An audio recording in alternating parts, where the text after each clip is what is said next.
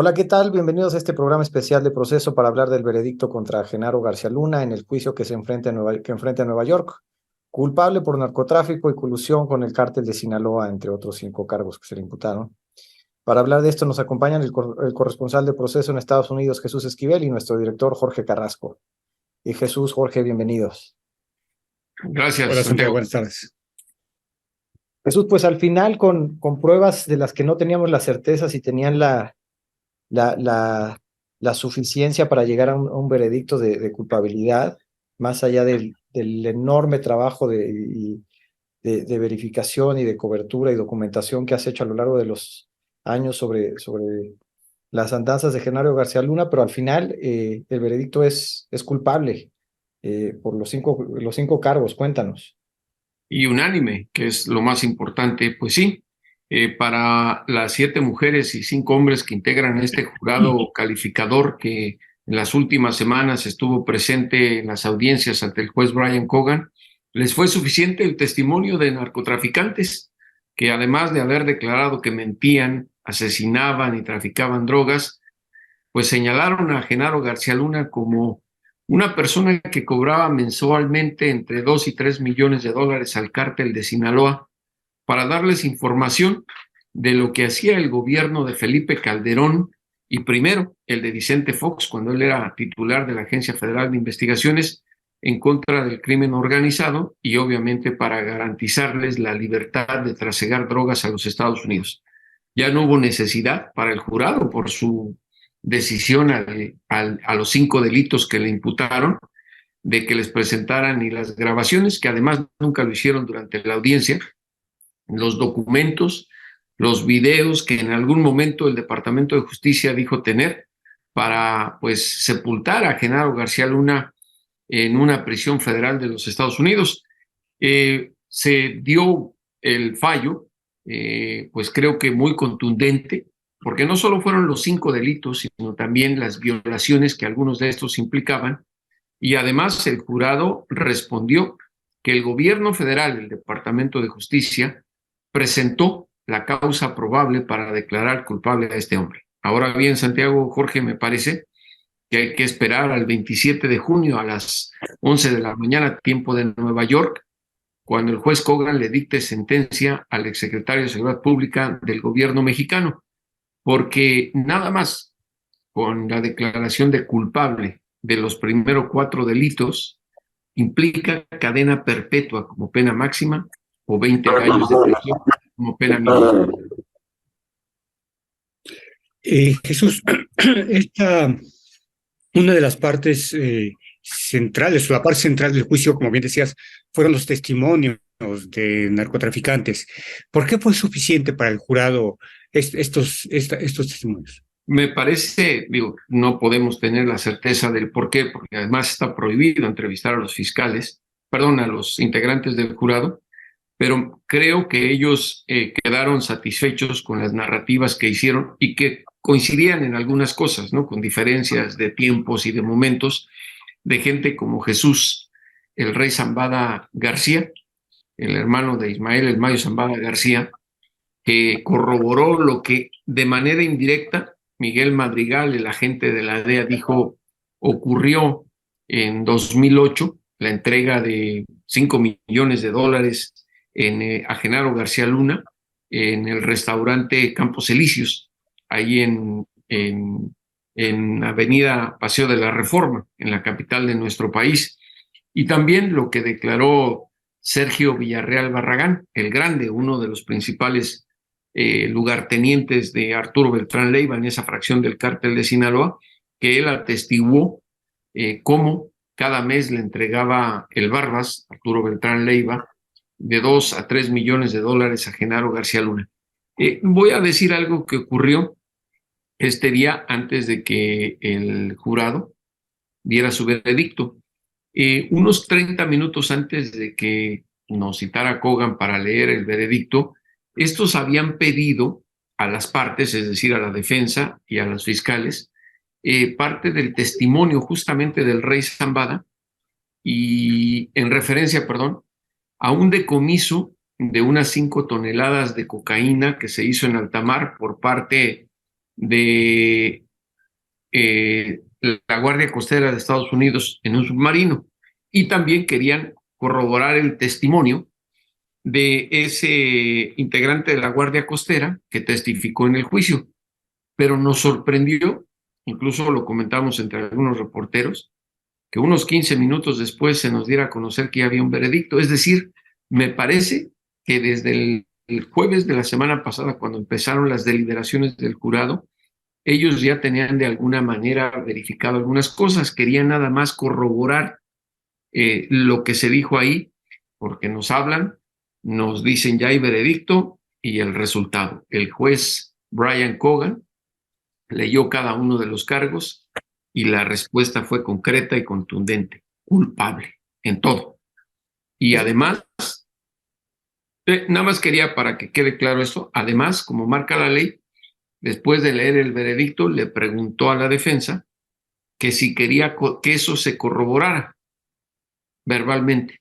Y César de Castro, el abogado de oficio que encabezó el equipo legal de defensa de García Luna, dijo que sí. Y el juez, 1 a 1, por número, del 1 al 12, les preguntó y todos respondieron: sí, su señoría, culpable. Jesús, ¿cuál fue la reacción del propio Genaro García Luna y de su familia, que en tus crónicas veíamos que tú estabas muy cerca de ellos? ¿Cuál fue la reacción de todos ellos y del abogado también? Pues mira, desde que dijeron que estaba el veredicto listo, pues llegaron otros marshals o alguaciles a la sala 8D del juez Cogan. Y eso pues ya daba un mal augurio, pero García Luna durante todo el juicio se mostró con un rostro inamovible, muy serio. Y en este caso, mientras el juez le leía la decisión del jurado, el exsecretario de Seguridad Pública miraba fijamente al juez. Cuando se acabó la lectura, volteó un poco a su lado izquierdo a mirar al jurado. Inmediatamente después se giró un poco hacia atrás para mirar a su hijo, que de izquierda a derecha estaban sentados Genaro, su hijo, su esposa Linda Cristina Pereira, y luego su hija Luna. Y yo seguía de su hija Luna. En las últimas 2 semanas, los alguaciles me sentaron junto a la familia de García Luna, y me tocaba sentarme porque a 5 compañeros nos dieron prioridad para entrar a la sala del juez. Y déjame decirte que aunque la única reacción que yo vi fue desde que se dijo que había veredicto y se sentaron, su hija Luna tenía entre sus manos a la mano derecha de su mamá. No expresaron nada. La única reacción fue que García Luna, al voltearlos a ver, cruzó los brazos en señal de abrazo, se tocó con la mano derecha el corazón, y su hija Luna le respondió de igual manera, tocándose con la mano derecha el corazón, y le hizo una señal así, tocándose la sien, pero fue todo. No hubo, por lo menos, yo no vi ninguna lágrima, ni en su hija, ni en su hijo, ni en su mujer. 20 años, Jesús, o cadena perpetua. ¿De qué depende? ¿Qué elementos tendrá el juez o de qué depende para que se determine la pena final? Pues mira, aunque es prerrogativa de Cogan, me parece que el hecho de que lo hayan declarado de manera contundente culpable de todo, eso lo tiene que tomar muy en cuenta el juez. Sobre todo porque te decía, del cargo 1 al 4, la culpabilidad, que es conspiración internacional para traficar cocaína a los Estados Unidos, como en este caso, y el de mantener de manera continua una empresa criminal, es cadena perpetua. No es que por cada uno de los delitos le vaya a dictar cadena perpetua, o sea, que le pueda dictar 4 cadenas perpetuas, más los años que implicaría el delito de haberle mentido a un agente federal de inmigración, que van de 3 a 10 años. Me parece que sí va a ser una sentencia también contundente por parte del juez, la que vamos a ver el 27 de junio a las 11 de la mañana, tiempo de Nueva York, pero ahí sí es muy difícil aventurarse a hacer un pronóstico sobre lo que vaya a decir el juez, es su prerrogativa, aunque ya también el propio de Castro adelantó que van a apelar el veredicto y el fallo, que eso también es regla, ¿no? Es normal, porque incluso antes de que acabara la sesión, el juez Kogan le preguntó tanto a la fiscalía como a la defensa que si iban a enviarle algo que tuviera que ver con la apelación. Inmediatamente De Castro dijo que sí, que en unos 4 o 5 días le estarían enviando un documento, pero eso nada tiene que ver con la decisión que vaya a tomar el juez. Es lógico que se apelen este tipo de fallos. Jesús, para que quede claro, ¿se puede apelar en esta instancia o ya no? Y también preguntar, No, sí, ¿se puede se apelar? puede apelar. Y Sí, ya preguntar, adelantó De Castro que va a apelar. va a apelar, platícame. Sí, tiene derecho García Luna a apelar la decisión, pero eso no quiere decir que se la vayan a aceptar, como en el caso del Chapo, ya lo hice en 2 ocasiones y el mismo juez Brian Kogan le ha rechazado las apelaciones. Yo insisto en señalar que como fue unánime y culpable en todo, eso lo tiene que tomar muy en cuenta el juez para rechazar cualquier argumento de apelación por parte de los abogados y del propio García Luna. Y en base a lo que ha ocurrido con la experiencia del juicio del Chapo, yo veo muy difícil que le vayan a aceptar la solicitud de apelación. Complicado, sobre todo por los delitos de los cuales lo declararon culpable. Pues no sé si se vea muy bien, pero aquí tengo la guía de los delitos y todos marcados en culpable, culpable y culpable. Es decir, una decisión unánime, muy sólida, en contra de Genaro García Luna. Jesús, los fiscales en todo momento, previo al juicio, insistieron en que tenían un arsenal de pruebas. Uh-huh. ¿Esta información puede ser utilizada para otros casos? Pues es que no sabría responder con cierta precisión porque nos habían vendido la idea de que tenían más de 1 millón de páginas con evidencias, grabaciones, videograbaciones, documentos financieros recogidos en República Dominicana, Panamá, Colombia y nuestro país. Y además de testimonios que iban a ser muy sólidos, ¿no? No creo que estos argumentos, en el caso García Luna, puedan ser utilizados en otros procesos. Lo que sí creo es que van a seguir utilizando a varios de los mismos testigos que se presentaron aquí, porque así lo hicieron en el juicio del Chapo, a testificar en otros lados. Ahora bien, considero que con la contundencia del fallo, quien está arrepentido de no haber aceptado la oferta que le hicieron en primer momento de llegar a un acuerdo fue Genaro García Luna. Porque recordarán ustedes que desde el primer día que lo detuvieron el 9 de diciembre de 2019 en Dallas, Texas, a los días el Departamento de Justicia dijo que estaban negociando la posibilidad de un acuerdo y García Luna se atrevió a desafiar al sistema judicial de los Estados Unidos y ya es demasiado tarde. Aunque también podemos señalar que en estos momentos, si el Departamento de Justicia tiene en mente otros objetivos políticos relacionados con el narcotráfico en México, en esos sexenios, en el de Vicente Fox y en el de Felipe Calderón, Genaro podría incluso todavía, como han hecho muchos narcos, llegar a un acuerdo con tal de traicionar a otros. Es por eso que es importante el plazo que tiene el juez de aquí al 27 de junio de este año para ver qué es lo que responde Genaro García Luna en todo caso.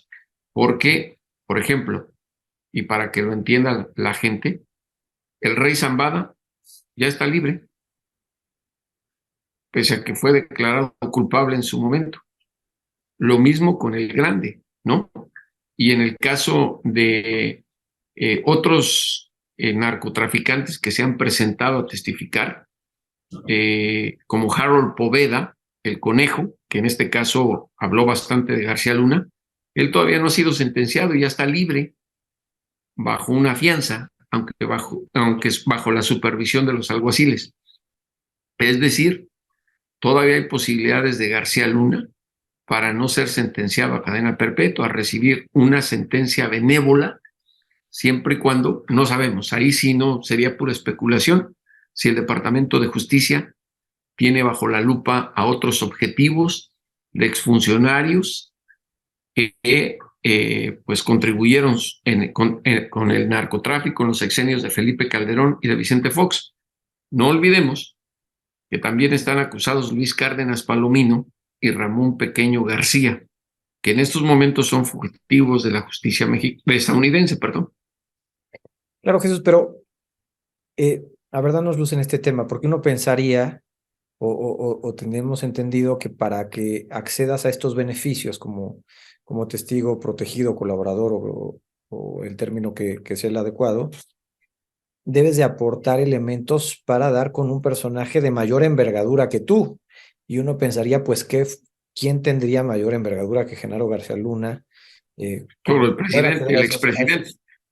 Exactamente, ahí es cuando uno se pregunta cuál es el impacto en este veredicto para personajes de la oposición tan fuertes como los dos presidentes de gobiernos panistas como Felipe Calderón y Vicente Fox, ¿no? Y Vicente Fox. Pensarías Pues mucho. mira, creo que la clave aquí pudiera ser saber de quiénes más tienen carpetas los fiscales estadounidenses, ¿no? Porque recordemos el caso Cienfuegos, por ejemplo, que fue una sorpresa y no se sabía. Pero en este caso también no puede ser que no nada más sea un expresidente, Santiago, sino también a un par dentro de lo que integró al gabinete de Vicente Fox o de Calderón. No descartemos que se han mencionado a la Procuraduría General de la República que hubo en ese sexenio. Y hay varios nombres ahí mencionados que pudieran ser blanco de una investigación judicial.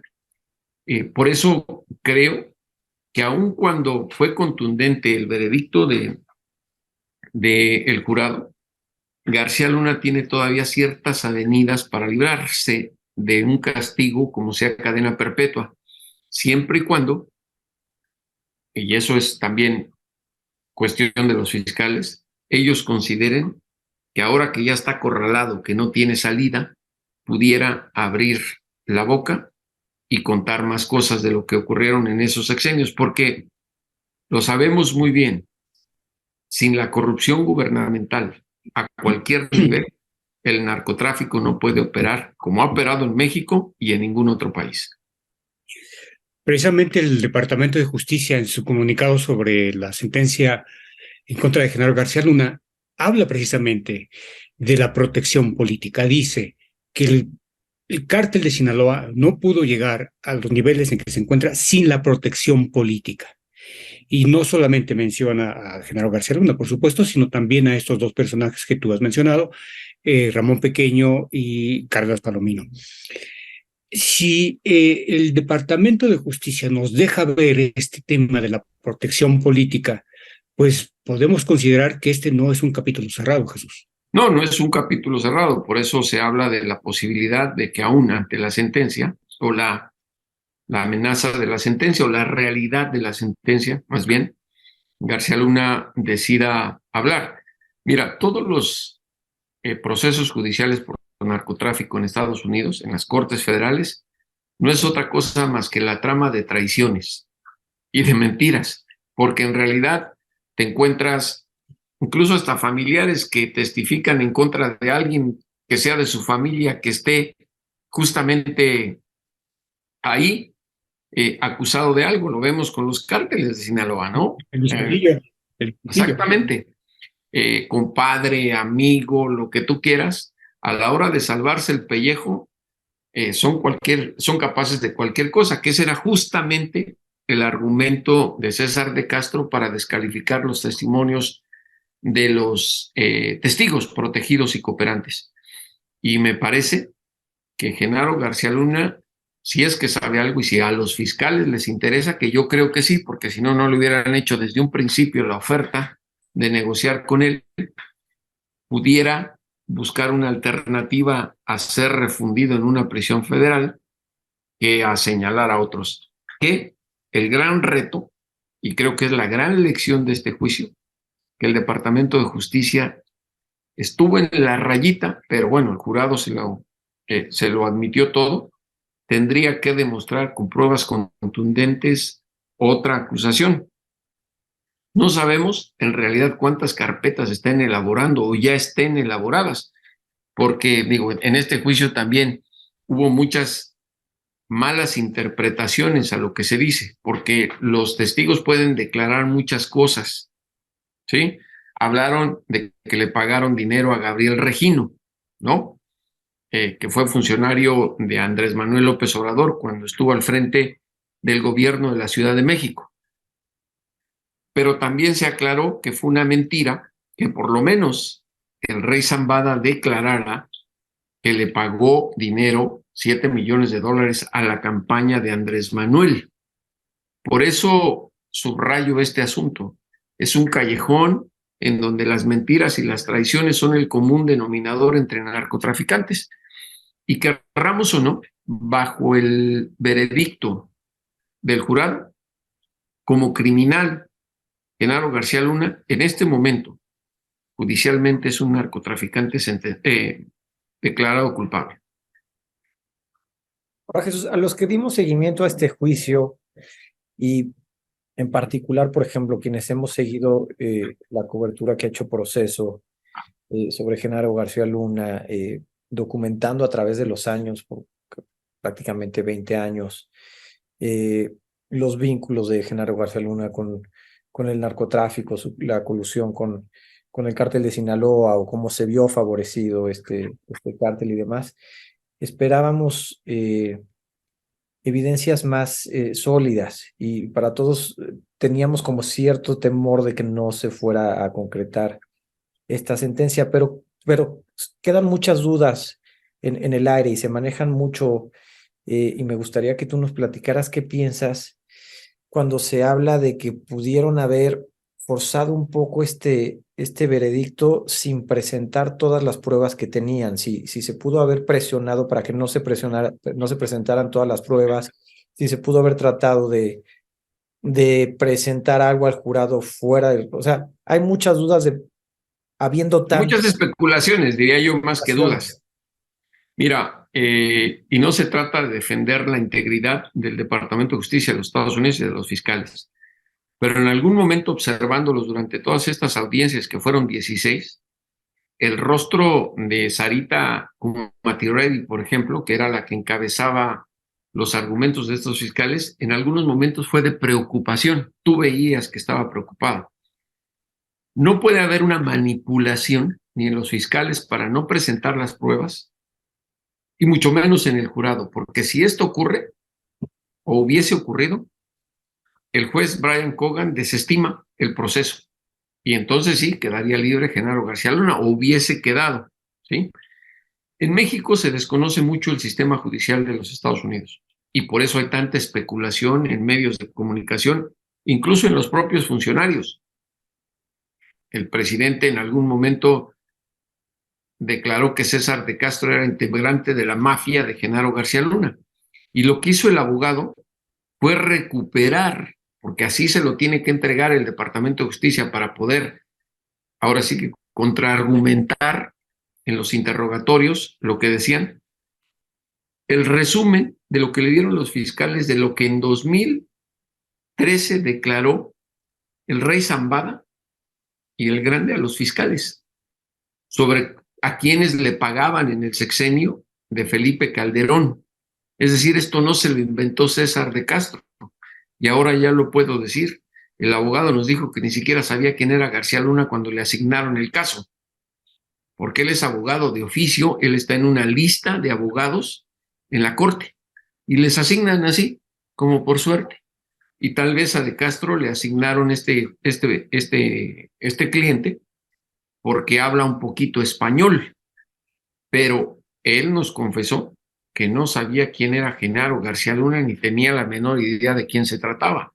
Entonces, no puede haber un ensuciamiento del proceso, porque si el juez se da cuenta, desestima la acusación y a eso no se arriesga el Departamento de Justicia.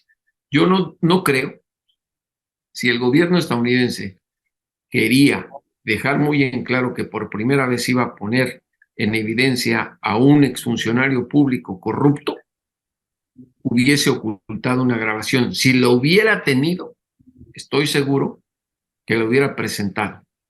Eso no quiere decir que no tenga grabaciones de otros exfuncionarios, porque se mencionaron muchos casos. O quién las tiene o qué otras evidencias hay. No lo sabría, pero lo que sí me deja esto muy en claro es que el trabajo de la DEA en México, de los agentes de la DEA, anda por la cuerda floja. Y que creo que para otro proceso judicial con alguien del peso político de García Luna, tiene que ser más sólida la evidencia, si es que hay procesos judiciales. Y habría que esperar a lo que declare García Luna si decide o le ofrecen la oportunidad de convertirse en testigo cooperante o protegido. El Chapo Guzmán, García Luna, el general Cienfuegos, y hoy el Departamento de Justicia dice, y no lo dice abiertamente, pero dice, mantenemos nuestro combate a las drogas y vamos a seguir en el mismo camino. Más funcionarios mexicanos de épocas anteriores, épocas más recientes, Jesús. Pues es una buena pregunta y ojalá tuviéramos los nombres para sacar la nota primero en proceso, pero es bastante complicado pensar quiénes. Creo que habría que esperar un poco a si nos dan a conocer algo que hay, pero me parece que se han quedado los fiscales con algunos casos pendientes y creo que por ello querían desde el principio que Genaro García Luna cooperara con ellos, porque me parece que tenían pues algo ahí escondido que no sabemos qué. Podemos hablar y especular en proceso como siempre hacemos. Tenemos por ahí algunos indicios, Jorge, sé a dónde vas, pero tenemos que corroborar eso porque no quisiéramos de alguna manera quemarnos y mucho menos que nos lleguen a acusar en Estados Unidos de intervenir en procesos judiciales que ni siquiera están abiertos. Pero sí creo que este caso, más allá del veredicto, puede ser muy importante para eventos futuros judiciales en Estados Unidos. Si es que Genaro García Luna, al verse acorralado y ante la amenaza de ser sentenciado a cadena perpetua, decide hablar de lo que sabe o veto a saber si inventarse cosas, como ha ocurrido, para traicionar a otros. Pero lo cierto, y está muy claro eso sí, y creo que aquí es el trabajo de Proceso y otros medios de comunicación, que en el sexenio de Felipe Calderón se repartió mucho dinero por parte del crimen organizado y en especial del cártel de Sinaloa, a través y a raíz de la guerra que se desató, no solo por el ataque militar a los narcotraficantes, sino la guerra que se desató en el mismo cártel de Sinaloa y las alianzas que se hicieron, ¿no? Los Beltrán Leiva unidos a los Zetas y al cártel del Golfo para combatir al resto de los cárteles. Se le ha de haber pagado a muchos gobernadores, se le ha de haber pagado a muchos fiscales, y yo insisto, en la PGR había nombres muy conocidos que no fueron tocados en este caso porque también el juez limitó el proceso. Recuerden que antes de que empezaran las audiencias dejó muy en claro que el caso del general Salvador Cienfuegos no se iba a tocar. Sin duda, Jesús, yo estoy convencido que este es un golpazo para la oposición o para los gobiernos panistas, particularmente para Felipe Calderón, ¿no? También estamos seguros quien será uno de los personajes que más lo celebre será el presidente López Obrador. Pero al mismo tiempo uno no puede dejar de pensar que con las evidencias con las que se emitió este veredicto, el general Cienfuegos hubiera sido declarado probablemente culpable también. Culpable. ¿No? Eso fue justamente lo que comentamos algunos reporteros. Porque lo rescató el propio presidente López Obrador. Sí, digo, ahora ya está ahí el libro de A sus órdenes, mi general, y ahí el personaje que estuvo a cargo de esa investigación, pues me lo dice, que no le entregaron todo el expediente al gobierno de México. El Departamento de Justicia, el Buró de Asuntos Criminales y Antinarcóticos, ha de tener ese expediente incompleto o la parte que no le entregaron al gobierno de México, y ahí sí no sabemos qué puede haber, Santiago. Pero justamente ese fue el comentario que hicimos un amigo, un colega y yo, al decir, si se quedaron convencidos los jurados de manera unánime de que Genaro García Luna fue culpable de todos los delitos que le achacaron, nada más con el testimonio de narcos, imagínate a un general en el mismo banquillo de los acusados y con qué tipos de testigos no sabemos si hubieran presentado, qué argumentos, qué pruebas. Pues así es como lo dijiste, Santiago, hubiese sido declarado tal vez culpable de la misma forma y iba a ser en esa corte donde hoy Genaro García Luna fue declarado responsable de narcotráfico, la Corte Federal del Distrito Oeste en Brooklyn, Nueva York, que también se está peleando para que nos demos cuenta de cómo están tan intensos en las investigaciones contra el narcotráfico, el caso de Rafael Caro Quintero, cuando todo el tiempo supimos y lo hemos reporteado, que la acusación sobre el asesinato de la gente de la Kiki Camarena, su sede la tiene en California. Se la quieren pelear justamente en Nueva York porque hay implicaciones políticas. Aun cuando Genaro García Luna cooperara, tuviera una pena eh, más baja, que lograra una pena más baja, Jesús, ¿cuál es qué pasa con los cargos que enfrenta en México? Bueno, aquí habría que ver cuál es la situación, porque lo que viene ahorita, y qué bueno que lo tocaste, pues ya se me había olvidado, era reabrir o abrir o saber qué va a pasar con la demanda civil que tiene Genaro García Luna en el estado de la Florida, en donde se le acusa de haberle robado al gobierno mexicano, a los mexicanos, más de 600 millones de dólares. Creo que si no hubiese sido declarado culpable, eh, aunque ya platicamos de qué hubiera ocurrido, por inercia se habría abierto ese proceso que es civil, no es criminal. Creo que aquí también se podría venir un conflicto de relaciones bilaterales si el gobierno de Estados Unidos, el Departamento de Justicia específicamente, decide ofrecerle un acuerdo a Genaro García Luna antes de que sea sentenciado y este lo acepta. Ahí habría que ver qué dicen los acuerdos bilaterales en materia de confiscación de bienes, en fin, porque en Estados Unidos no le han confiscado nada a Genaro García Luna. Eso me lo dijo su esposa, Linda Cristina Pereira.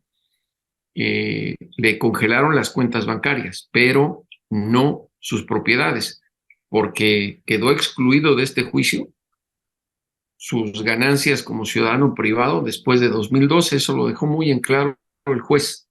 Y por eso no hubo explicaciones de lavado de dinero ni de dónde está el dinero, como preguntaba César de Castro, tanto en su argumento de apertura como de cierre ante el jurado. Y creo que ahí era donde los fiscales podrían haber explicado, pues, si no recibía dinero del narco, ¿cómo pudo haber comprado una mansión de 5 millones de dólares en Florida, por ejemplo? Entonces, ahí sí puede ser que al gobierno de México, a lo mejor si le ofrecen el acuerdo de cooperación a García Luna, pues le moleste eso, ¿no? Porque jurídicamente no sé, sinceramente, qué ocurriría, pero me parece que no se iría en automático, porque siempre, si hasta los narcos piden pagar una multa y que no les quiten cosas, pues Genaro García Luna estaría en una misma situación. Claro.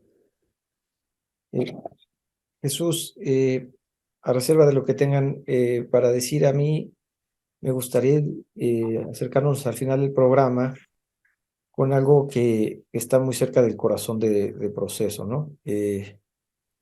Leía por ahí a María Scherer en Twitter y ella recordaba cuando Genaro García Luna decía que él hubiera encarcelado a don Julio Scherer García por haberse entrevistado con el Mayo Zambada para hacer una crónica periodística, y al final el que está tras las rejas es él. Y también pienso en ti y en nuestros compañeros, incluido a Jorge también, que han documentado tanto el caso García Luna, pero tú muy puntualmente, ¿cuál es la sensación y además de hacer notar esta reivindicación al trabajo de proceso a lo largo de tantos años sobre este tema, que se concrete un veredicto de esta envergadura. ¿Cómo lo tomaste tú en lo personal? ¿Cuál es tu sentir como periodista, como reportero? Y si Jorge se quisiera sumar también a Pues esta. mira, primero te diría que como reportero, y sobre todo por las descalificaciones que hay al trabajo de proceso recientemente, y que no hay memoria histórica, esto sostiene que el trabajo que se ha hecho de investigación vale la pena, porque fueron tantos años, dificultades, cartas, presiones que recibía uno como reportero, que cuando ves que incluso en el juicio utilizaron a proceso como parte de las evidencias de la fiscalía para decir, y eso es importante para nosotros, miren, esta revista reportaba esto y aquí se declaró esto en el juicio como evidencia de los fiscales en contra de García Luna, pues te llena así como de decir, no se fue mi trabajo en balde. Intentamos o pudimos hacer lo mejor que se pudo en su momento, porque cuando el mismo jefe de operaciones de inteligencia de la DEA lo menciona a él y a sus secuaces como ligados al cártel de Sinaloa, recordarán ustedes que se nos fue encima el gobierno de Calderón. Ahora, ante todo esto, creo que queda el pendiente de decir justamente lo que me han tratado de señalar, decir quién sigue. Ojalá fuera Calderón, porque ahora como mexicano te voy a decir algo. Me tocó cubrir su sexenio en la frontera y como mexicano yo responsabilizo a él y a Genaro García Luna de la descomposición social que vivimos, de la violencia que hemos seguido padeciendo desde entonces a la fecha y sobre todo de la muerte y de desaparición de miles de personas. Yo quisiera que le preguntaran, más bien esta pregunta me gustaría que se la hicieran a los papás, mamás de tanta gente desaparecida que no los han encontrado asesinados, como los estudiantes en Juárez, en Villa de Salvarcar, ¿se acuerdan ustedes? A quienes criminalizó Calderón. ¿Cómo se sienten tras haber escuchado un veredicto tan contundente y unánime en contra de alguien que justamente quería que los encarcelados fueran quienes encabezaban una campaña, ni campaña, que encabezaban un trabajo de información periodística de investigación para informar a la sociedad mexicana? Por eso, y como miembro del proceso, a mí me dio orgullo el que a la revista se le presentara como parte de las evidencias de prueba de la culpabilidad e involucramiento de García Luna con el narcotráfico. Y no solo los familiares de estas personas en lo particular, hay casos de policías federales desaparecidos durante la gestión de Genaro García Luna, que no les hicieron caso. Y hemos contado en proceso varios de los motivos de esas desapariciones que involucran también directamente al exsecretario. Y acá, Santiago, hay que recordar y poner mucho énfasis que Proceso tuvo una cobertura muy puntual de la guerra contra el narcotráfico, aun cuando ahora se quiera manipular y se insista en que no se hizo cobertura, seguimiento al trabajo, al sexenio de Felipe Calderón en materia de seguridad. Habría que revisar, es muy sencillo, es muy simple revisar no solo las portadas, los trabajos de interiores que se hicieron en proceso, el despliegue que se hizo de manera importante de reporteros. Perdón que te interrumpa, Jorge, la edición especial de Proceso del Sexenio de la Muerte. Así es, y tampoco olvidemos que el propio Genaro García Luna intentó directamente involucrar al proceso, no solo a don Julio cuando hizo esa declaración desproporcionada, sino que pretendió involucrar al proceso con el grupo de la familia michoacana. Cuando detiene a un jefe de célula, lo presenta junto con una serie de elementos de su logística y con muchas con portadas de proceso, y hace que esta persona declare que el entonces líder de la familia michoacana, La Tuta, se informaba y tenía que seguir lo que decía proceso cada semana. Y ese elemento lo tomó, lo presentó como una evidencia del supuesta publicidad que pudiera tener proceso con los grupos de narcotráfico. Eso nos colocó en una situación muy complicada, porque no solamente era la implicación social, sino que era directamente un señalamiento a quien estábamos escribiendo en ese momento de esa cobertura, en esas coberturas. Nos quejamos ante la Comisión Nacional de Derechos Humanos. La comisión alegó que no era una agresión por parte de la autoridad, en ese entonces de Felipe Calderón, y en nuestro caso llegó a la Corte Interamericana. El caso se mantuvo, se discutió ahí, y se planteó como un tema de agresión a la libertad de expresión. Entonces, no olvidemos que solamente era un asunto de víctimas entre grupos de delincuentes, hubo víctimas de la policía y hubo la libertad de expresión, también en un momento estuvo seriamente presionada durante la gestión de García Luna. Hoy 15, 20 años después, las cosas son muy distintas, pero hay que poner énfasis, hay que remarcar que ese trabajo periodístico ahí está y que es muy importante decirlo hoy, contrario a todo lo que se ha insistido en que no se hizo nada. Hay que también agregar y resaltar que, más allá de lo que haya dicho Genaro García Luna de don Julio Scherer, hasta la fecha, la crónica de la entrevista que sostuvo nuestro fundador y gran periodista don Julio Scherer en la Sierra con Ismael El Mayo Zambada García, la sigue utilizando el gobierno de Estados Unidos como evidencia para estos casos. ¿Por qué? Muy sencillo. Es la última fotografía que tiene actualizada o actualizada hasta ese momento del Mayo Zambada, el capo de capos del cártel de Sinaloa.